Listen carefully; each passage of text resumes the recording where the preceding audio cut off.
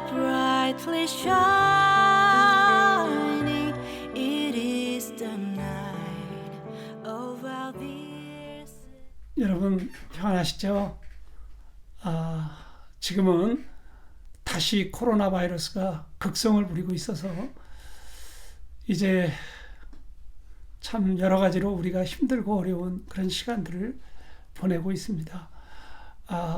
특히 이러한 때에 여러분들 개인 위생에 특별히 신경을 써서 바이러스에 감염되지 않도록 건강을 지키셔야 될 것 같고요.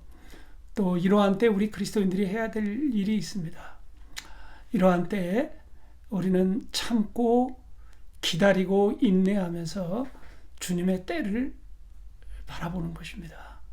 우리가 주님의 때를 바라보고 기다리면서 끊임없이 기도하고 더 주님과 가까이 교제하는 하나님의 사람들이 되어야 할 것입니다. 제가 이번 성탄절에 어떤 말씀을 나눌까 하고 기도하다가 여러분들과 성탄과 찬양에 대한 말씀을 나누어야겠다는 생각을 하고 준비를 했습니다. 여러분과 내가 그 예수님의 복음을 듣고 예수님을 내 마음의 구주로 그리고 내 마음속에 나의 인생의 주인으로 모셔드렸을 때에 우리에게 임하는 것이 뭡니까? 예? 그 구원의 즐거움과 기쁨과 감격입니다. 그래서 그 구원의 기쁨과 즐거움과 감격을 가진 사람들은 그 마음속에 예수님이 성탄에 계신 아주 분명한 사실이 있는 사람들입니다. 이 세상 역사 위에 오신 예수님이 아니라 오늘 내 마음속에 오셔서 나의 구주가 되셨고 나의 주인이 되셔서 내 인생을 통치하고 다스리시는 그 주님. 그래서 이 주님에 대한 기쁨과 감격과 그런 감사가 넘치는 사람들이 하나님 앞에 드리는 삶이 있습니다. 찬양하는 삶입니다. 그래서 히브리서 기자는 히브리서 13장에 이렇게 말합니다. 우리가 예수 그리스도로 말미암아 찬미의 제사를 하나님께 드리자. 우리가 드리는 이 찬미의 제사는 우리 입술로 하나님 앞에 드리는 열매니라 이렇게 말씀을 하셨어요. 그러니까 우리가 정말 열매 맺는 성숙한 그리스도인의 삶으로 사는 것은 우리를 구원해 주시고 우리의 주인이 되신 그 주님을 끊임없이 찬양하는 삶을 세상 사람들에게 보여주고 세상 사람들에게 나타내고 우리가 그 찬양 속에서 사는 사람인 것을 드러내는 것입니다. 아까도 말씀드렸지만 그 찬양 속에는 감사가 있죠. 기쁨이 있습니다. 감격이 있습니다. 이런 삶을 볼 때 세상 사람들이 도전을 받는 것입니다. 여러분, 제가 오늘 이 말씀을 나누기 전에 한 위대한 찬양을 작곡한 작곡가 이야기를 좀 할까 합니다.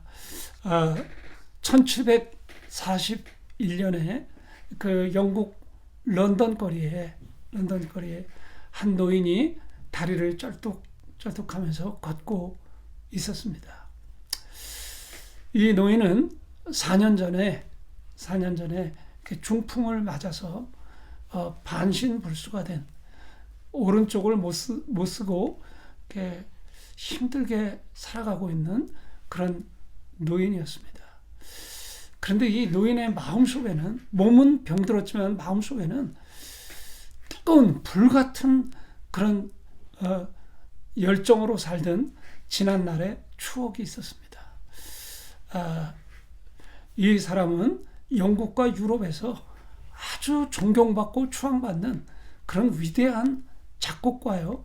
또 그런 지휘자이기도 했던 이런 사람입니다.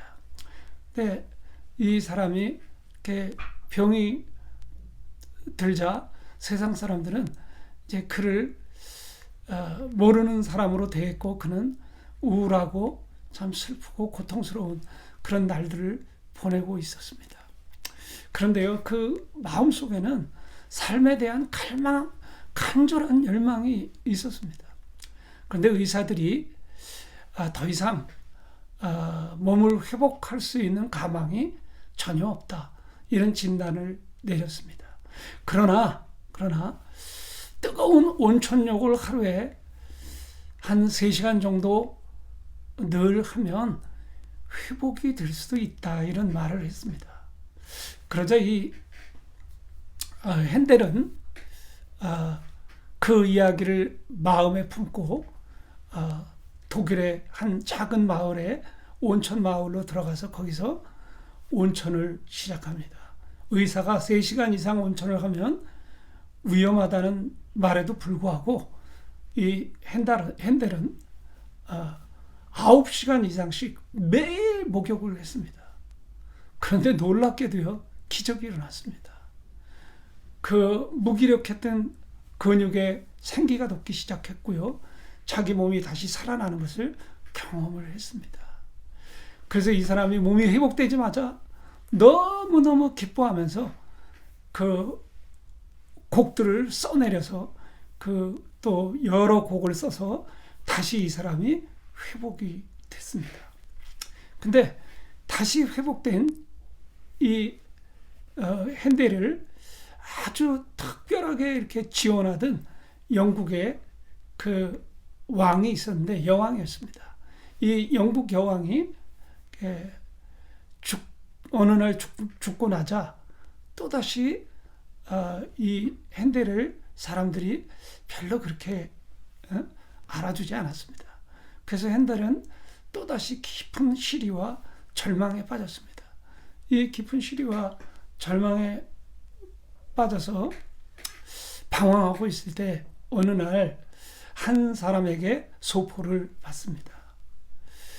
그런데 이 소포는 이름 없는 한 2류, 3류 되는 시인이 쓴 그 시였습니다.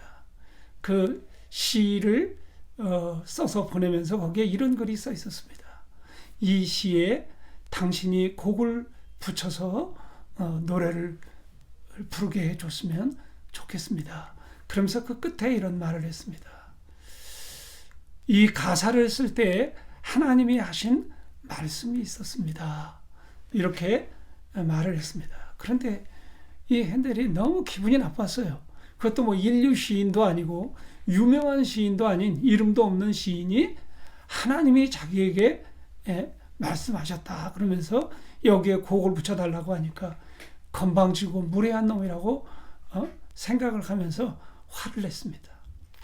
그러다가 다시 그 시를 천천히 뜯어보다가 한 글에 눈이 멎었습니다. 그 글은 이사야서 53장을 중심으로 해서 쓴 그런 글이었습니다. 그 글을 읽는데 가슴이 막 찔려오기 시작했습니다. 그리고 가슴이 뜨거워지기 시작했습니다. 거기에 뭐라고 써 있었냐면, 그는 사람들에게 멸시를 당하고 버림을 받았도다. 그는 자기를 불쌍히 여겨줄 사람들을 찾았건만 그럴 사람은 아무도 없었도다. 그를 위로해 줄 사람은 아무도 없었다. 하나님은 그의 영혼을 지옥에 버려두지 아니하셨도다. 그가 너희에게 안식을 주리로다. 지혜로운 지도자 나의 구주가 살아계심을 나는 알도다. 기뻐하라. 할렐루야. 이 글을 읽다가 핸델의 마음이 아주 뜨거워졌습니다. 이 글에서 깊은 감동을 받은 핸델이 황급하게 펜을 잡기 시작했고요. 그리고 그 곡을 써 내려가기 시작을 했습니다. 이 시에다가 곡을 써붙이는데 핸델은 거의 미친 사람처럼 곡을 썼습니다. 거의 한 20여일 동안이나 먹는 거, 자는 거, 이런 식음을 거의 전폐하다시피 하고 그 곡을 쓰는데 몰두를 했습니다. 그리고 나서 그가 이 곡을 다 쓰고 나서 주님 앞에 무릎을 꿇고 기도하면서 눈물을 흘렸습니다. 할렐루야, 할렐루야 부르짖으면서 기도할 때 그의 뺨에 눈물이 흘러내렸습니다. 그리고 그를 섬기고 있는 하인에게 먹을 것을 부탁을 했습니다. 그냥 마치 미친 사람처럼 그 먹을 것을 입에 음료수와 잔뜩 먹고 나서 그는 14시간 동안 잠을 잤습니다. 잠을 자고 일어난 그가 생각을 했습니다. 이 곡을 런던에서 발표해봐야 런던에서 무시당하고 자기를 알아줄 사람이 없다는 걸 알고 이 곡을 가지고 영국의 북부인 아일랜드로 갑니다. 그래서 그 아일랜드에서 이 곡을 노래하기로 작정을 했습니다. 이 곡이 그 유명한 메시아입니다. 특히 이 메시아 중에도요, 이 할렐루야 그 노래가 나올 때는 참 이 찬양을 사람이 만들 수 있다는 것, 이런 놀라운 감동을 느낄 수밖에 없는 이런 찬양입니다. 이 핸델이 작곡한 메시아라는 찬양은 믿지 않는 사람들에게까지도 아주 유명하게 알려진 그런 명곡 중에 명곡입니다. 그런데 이 핸델이 영국의 더블린에서 이 곡을 발표할 때 어마어마한 반향을 일으켰습니다. 그 메시아라는 곡을 발표할 때 영국의 황제가 거기에 참여했다가 그 할렐루야 노래가 나올 때 자기도 모르게 벌떡 일어서서 그 연주가 끝날 때까지 그 곡을 듣는데, 그 황제가 일어나니까 모든 극장 안에 있던 사람들이 다 일어나서 그 할렐루야를 듣고 감상을 했습니다. 절망 중에 있던 사람, 인생이 거의 끝났다고 생각할 그 즈음에 이 사람은 이 놀라운 메시아라는 곡을 쓴 것입니다. 여러분, 예수님이 우리 절망 중에 노래가 되시고 우리 절망 중에 기쁨이 되실 뿐 아니라 우리가 어떤 고통과 슬픔 가운데서도 다시 우리를 찬양하게 하시는 주님이신 것을 여러분 믿습니까? 참 구원받은 하나님의 사람들, 그 마음속에 예수님이 성탄한 사람들이 받는 위대한 축복이 바로 이것입니다. 잠시 우리가 고통하고 슬퍼하고 괴로워하고 그리고 인생에 대한 큰 회의에 빠져서 방황할 때도 있지만 결국은 다시 우리 안에 살아계신 그 예수님께서 주님을 찬양하고 주님을 경배하면서 그 삶에서 회복되어 참 위대한 삶을 살아가도록 우리를 인도하시는 분, 그분이 바로 예수님이세요. 그 예수님이 여러분과 내 마음속에 성탄에 계신다는 것, 실제로 우리 마음속에 와 계셔서 임마누엘에 계신다는 것은 어마어마한 축복인 것입니다. 오늘 참 우리가 이 마음속에 모시고 계신 예수님을 우리의 모든 삶 속에서 찬양하고 감사로 찬양하고 기쁨으로 찬양하고 즐거워하면서 우리는 찬미의 제사를 통해서 예수님을 증거하는 그런 입술을 가진 사람들로 살아가야 될 것입니다.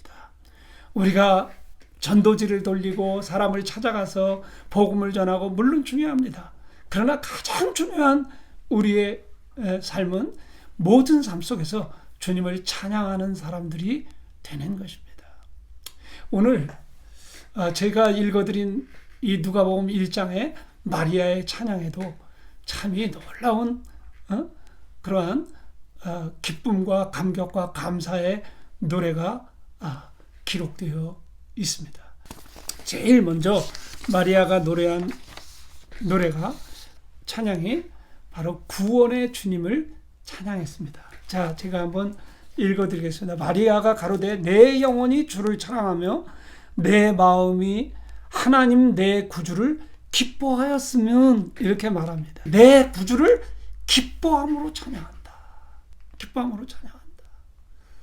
여러분, 예수 그리스도가 우리 마음에 성탄하실 때에 여러분과 내가 누리는 삶이 구원의 기쁨입니다. 구원의 즐거움입니다. 만일 여러분에게 이 구원의 즐거움이 없고 구원의 기쁨이 없다면 여러분들 예수님 다시 만나셔야 됩니다.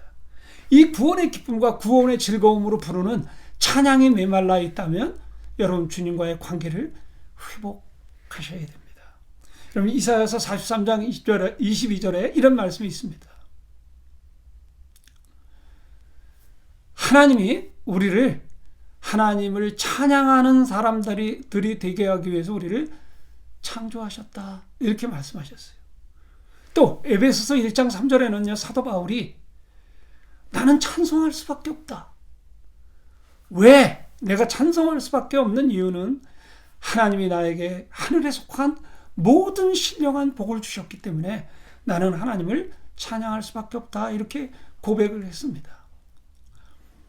바로 사도 바울이 하나님을 찬양할 수밖에 없다고 고백한 그 고백은 하늘에 신령한 복을 주셨기 때문인데 이 하늘에 속한 신령한 복이 어떤 복이냐? 구원의 복을 말하는 것입니다. 바로 예수 그리스도를 통해서 우리를 죄에서 죽음에서 구원해 주신 그 구원의 주님 때문에 나는 찬송할 수밖에 없다고 고백한 것입니다. 사도 바울이 그때 처해 있던 상황은 캄캄한 감옥에 갇혀 있었습니다. 거기서 기뻐해야 될 환경이 아닙니다. 즐거워해야 될 환경이 아니에요. 감사로 찬양을 드려야 될 환경이 아닙니다. 그런데 그의 안에는 구원의 즐거움이 있었고요. 구원의 기쁨이 있고 구원의 감격이 있었습니다. 바로 예수님을 마음에 잉태하게 된 마리아가 그 구원의 기쁨, 그 구원의 즐거움을 주신 그 주님을 찬양하고 있는 것입니다. 여러분 어째요? 예수님만 생각하면 너무 기쁘고 너무 감사하고 예수님만 생각하면 어떻게 이 은혜를 갚을 수 있을까 생각해서 입에서 저절로 찬양이 나오고 내 마음 속에서부터 깊은 곳에서부터 우러나오는 찬양이 여러분 속에 있습니까? 여러분 다윗은요 이 구원의 기쁨을 가지고 하나님을 찬양하고 감사하던 시인이면서 음악가이면서 찬양을 하는 사람이었습니다. 그런데 그가 어느 날 범죄함으로 인해서 이 찬양이 사라져버린 생활을 하게 됐습니다. 다시 말하면 구원의 즐거움을 상실하게 됐습니다. 그때 나단 선지자가 와서 그에게 다시 말씀을 전해주고 그의 죄를 지적했을 때 회개하고 자백하면서 다윗이 기도한 기도의 내용이 뭡니까?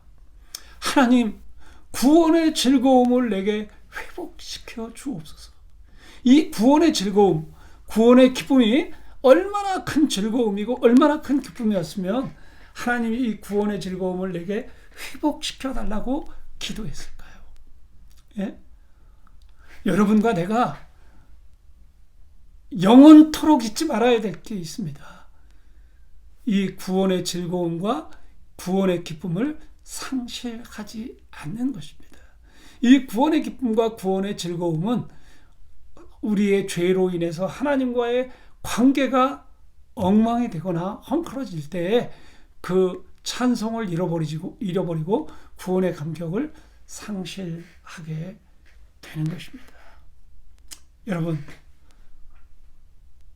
우리를 구원하신 주님 생각만 해도 흥분이 되지 않습니까? 감사하지 않습니까? 얼마나 우리를 사랑하시는지 그 주님의 그 구원의 은혜를 생각하면 우리는 주님을 끊임없이 찬양할 수밖에 없을 것입니다. 여러분과 내가 그렇게 마리아처럼 구원의 즐거움을 찬양하는 여러분과 내가 되어야 될 줄로 믿습니다. 그 다음 두 번째로 마리아가 찬양한 것은요, 누가복음 1장 48절부터 53절인데요. 거기에서 마리아가 이런 고백을 합니다. 주님께서 비천한 나를 돌아보셨도다. 비천한 나를 돌아보았다고 고백을 합니다. 제가 읽어드리겠습니다. 48절에 그 계집종의 비천함을 돌아보셨습니다. 보라, 이제 이후로는 만세의 날을 복이 있다 일컬음일 것이로다. 오늘 마리아의 이 고백처럼 정말 끊임없이 그 마음으로 입술로 찬미의 제사를 드리고 구원의 주님을 찬양하는 사람들이 누구냐? 낮아진 사람들입니다. 겸손한 사람들입니다. 예수님 앞에서 자신의 비천함을 보고 고백하고, 야, 어떻게 나 같은 게 예수님의 사랑을 받나? 어떻게 나 같은 사람의 마음속에 그 거룩하신 예수님, 그 거룩하신 하나님이 와서 거하시는 성전을 삼아주시나? 하나님 너무 감사합니다. 이런 감사의 고백과 찬양을 드리게 되는 것입니다. 여러분, 성경에 주님이 말씀하셨어요. 하나님은 교만한 자를 대적하시되 겸손한 자에게 은혜를 주신다 말씀하셨습니다. 여러분, 하나님의 구원은 겸손한 자에게, 낮아진 자에게 임하는 것입니다. 마음이 교만한 사람은 주님의 음성을 듣지 못합니다. 마음이 높은 사람은 주님에 대해 관심이 없습니다. 그래서 주님이 주시는 그 은혜와 사랑을 받아들이지 못합니다. 여러분, 예수님이 이 세상 수많은 곳을 두고 왜 하필이면 그 베들레헴 작은 시골 구석에, 그것도 말들이 먹고 자는 말구육관, 그 구유에서 예수님을 태어나게 하셨을까요? 바로 예수님은 겸손의 왕이십니다. 하나님 앞에서 자기가 없는 삶을 사신 분, 그분이 하나님의 아들인 예수님의 모습이셨습니다. 마리아, 참 별 볼 일 없는 여자입니다. 저 시골 구석에 이름도 없는 그저 청소년에 불과한 그런 여자입니다. 그런데 그 수많은 여자들 중에 자기 아내, 인류의 구세주요, 인류의 주님이신 그 예수님을, 메시아이신 예수님을 자기 안에 잉태하게 하신 그 은혜, 그 사랑이 너무 감사해서 찬미의 제사를 드리고 있는 겁니다. 오늘 여러분, 정말 찬미의 제사를 드리고 감사로 찬양하는 사람들이 되기를 원하십니까? 겸손하셔야 됩니다. 낮은 마음으로 주님 앞에 나가셔야 됩니다. 끊임없이 낮은 곳에서 주님을 바라보는 그런 하나님의 사람들이 될 때에 여러분들도 마리아처럼 감사와 기쁨으로 찬양을 드리는 사람들이 될 것입니다. 그리고 세 번째로 마리아가 하나님 앞에 드린 찬양은 하나님의 그 긍휼에 대한 그 긍휼의 사랑을 찬양하고 있습니다. 제가 읽어드리도록 하겠습니다. 50절에 긍휼하심이 두려워하는 자에게 대대로 이르는도다 고백했고요. 54절에 그 종 이스라엘을 도우사 긍휼히 여기시고 기억하시되 라고 고백을 했습니다. 여러분, 긍휼이 뭡니까? 긍휼은 불쌍히 여기는 정도가 아닙니다. 용서하는 정도가 아닙니다. 마땅히 저주를 해야 되고 마땅히 심판해버려도 한마디도 할 수 없는 죄인을 그 심판 대신에 사랑으로 그를 끌어안는 것을 긍휼이라고 말합니다. 여러분과 내가 예수님 앞에서 나를 발견했을 때 내가 얼마나 더럽고 추악한 죄인인지, 내가 얼마나 속속들이 부패한 죄인인지를 알고 거기서 눈물을 흘리기 시작합니다. 그러나 그렇게 형편없는 죄인임에도 불구하고 나를 사랑하셔서 그 아들 예수 그리스도를 십자가에 죽기까지 사랑하신 그 하나님의 사랑을 알게 되는 것입니다. 그것이 바로 그 예수님의 십자가의 사랑이 긍휼의 풍성한 하나님의 사랑인 것입니다. 이 긍휼의 풍성한 하나님의 사랑이 내게 이루어지고 내게 경험되어질 때 우리는 하나님 앞에 감사와 감격과 기쁨의 찬양을 드릴 수밖에 없는 사람들인 것입니다. 여러분, 하나님이 여러분을 긍휼히 여기시고 그 긍휼의 풍성한 그 큰 사랑으로 여러분을 구원하신 그 사랑을 여러분은 경험하셨습니까? 지금도 그 사랑 안에 계십니까? 그 사랑을 누리고 계십니까? 그렇다면 여러분 안에 예수님이 분명하게 성탄에 계신 하나님의 사람들입니다. 하나님의 사람들입니다. 사도 바울은 말합니다. 우리를 구원하신 이 구원의 사랑이 긍휼의 풍성한 하나님의 큰 사랑이라고 말합니다. 어떻게 표현할 수가 없으니까요. 예? 바로 그 하나님의 큰 사랑이 경험된 사람들, 이 사람들이 하나님의 긍휼의 풍성한 하나님의 사랑을 아는 사람들이고요. 그 사랑을 감사로, 감격으로, 기쁨으로 찬양하는 찬미의 제사를 드리는 사람들인 것입니다. 또 마리아가요, 끝으로 하나 더 무엇을 찬양했냐 하면 하나님의 약속이 나에게 성취된 그 사실에 대해서 찬양을 했습니다. 다시 말하면 하나님의 모든 약속은 메시아 예수 그리스도에 대한 약속입니다. 인류를 죄에서 구원하여 주시기 위해서 하나님이 그 아들 예수 그리스도를 보내시겠다는 약속의 말씀이 성경입니다. 그런데 그 약속이 이 세상 수많은 사람들 가운데 나에게 지금 이루어졌고 나에게 성취되어져서 그 예수님이 지금 내 안에 살아계신다는 것입니다. 여러분, 이 마리아가 하나님 말씀 앞에서 어떤 반응과 어떤 태도를 보였는지 아시죠? 저는 주의 계집종이오니 주의 말씀대로 내게 이루어지이다. 조금 아까도 말씀드렸지만 마리아가 얼마나 겸손한 사람이었는지는 그 말씀을 대하는 태도를 보면 압니다. 그리고 그가 그 말씀을 대하는 태도가 그렇게 낮아진 곳에서 말씀을 대하는 그에게 하나님의 약속의 말씀이 그대로 이루어진 것입니다. 오늘 여러분과 내 마음속에 예수님이 성탄하게 하시려면 똑같습니다. 그 주님의 약속의 말씀을 마리아처럼 저는 주의 계집종입니다.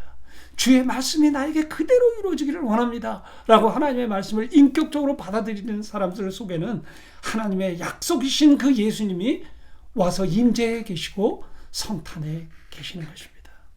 여러분이 날마다 주님을 기쁨으로 찬양할 수 있는 비결이 있습니다. 그는 하나님의 약속의 말씀이 매일매일 여러분의 삶 가운데서 이루어지고 그 약속의 말씀을 통해서 나를 통치하시고 지배하고 다스리시는 주님을 경험하는 것입니다. 마리아는 이 고백을 하고 있는 것입니다. 제가 읽어드리겠습니다. 56절에 마리아가 55절에 우리 조상에게 말씀하신 것과 같이 아브라함과 및 그 자손에게 영원히 하시리로다. 조상에게 약속하셨던 그 약속의 메시아, 그리고 다윗의 계보에서 태어날 것을 약속하셨던 약속의 메시아가 오늘 내 마음속에 임했고 오늘 내 마음속에 살아서 역사하시는 그 사실을 찬양하는 사람이 된 것입니다. 여러분,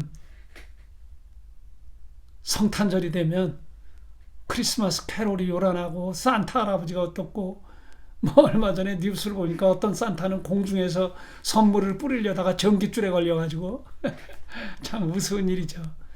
여러분, 완전히 복음을 왜곡하는 잘못된 것입니다. 성탄절은 산타가 오는 날도 아니고요. 예? 그런 허접스러운 선물떼기 몇 개 가져오는 그런 날이 아닙니다. 바로 우리를 죄에서 구원하시고 죽음에서 구원하셔서 우리들이 그 구원의 기쁨으로, 구원의 즐거움으로, 구원의 감사로, 구원의 감격으로 하나님을 찬양하고 하나님을 찬미하는 그 구원의 주님을 노래하는 그런 찬미의 제사를 끊임없이 드리는 그런 찬양하는 사람들이 되기를 주님이 원하시는 것입니다. 그것이 주님의 창조 목적이고요. 이 찬미의 제사를 드리는 삶이 우리의 입술로 증거하는 우리 입술의 열매인 것입니다.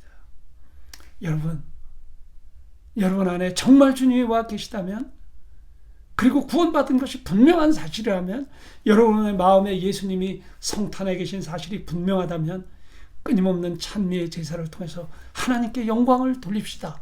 그리고 이 세상에서 우리가 때로 수많은 어려움과 고통과 시련 속에서 낙심도 하고 절망도 하지만, 핸델과 같이 우리가 방황도 하지만 마침내 거기서 위대한 찬양을 만들어낸 사람이 된 것처럼 우리의 삶을 그렇게 위대하게 만들어 가시는 주님을 의지하고 주님을 끊임없이 찬양하는 여러분과 내가 돼서 온 세상에 예수님을 자랑하고 그 예수님의 이름을 높이는 여러분과 내가 됐으면 좋겠습니다. 여러분, 불편하지만 가족들과 함께 행복한 성탄절 보내시고요. 그리고 얼마 남지 않은 이 2020년도를 잘 마무리하는 귀한 여러분 되시기를 주님의 이름으로 축복하고 축원합니다. 감사합니다. 메리 크리스마스. 메리 크리스마스. 노엘